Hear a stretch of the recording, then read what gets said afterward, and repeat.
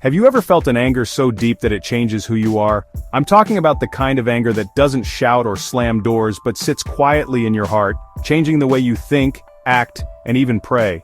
Today, I want to talk about hidden anger, the silent struggle so many of us face, especially in the fast-paced world we live in. Hidden anger isn't like the anger you see on TV, it's not loud or dramatic.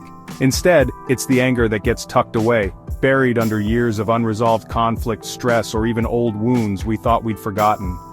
Maybe it's the harsh word you never said, the injustice you never addressed, or the simple exhaustion of carrying life's burdens on your own. Studies show that unexpressed anger can impact our relationships, our health, and even our faith. I've seen how it can creep into marriages, friendships, and even our relationship with God, leaving us feeling isolated and misunderstood. But what happens when we keep that anger hidden? Shame and guilt often move in, making us feel like we're failing as Christians because we're not supposed to be angry.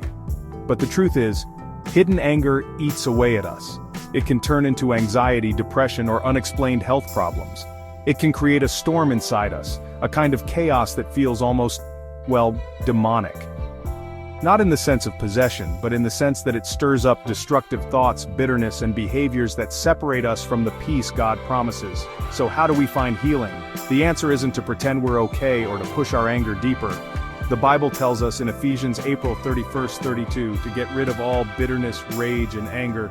Be kind and compassionate to one another, forgiving each other, just as in Christ God forgave you. And Jesus himself invites us in Matthew 11:28, "Come to me, all who are weary and burdened, and I will give you rest." I know people, maybe you do too, who have found real peace by surrendering their anger to Jesus. They prayed, they sought help, and they let God transform their pain into something new. It isn't easy, but it's worth it.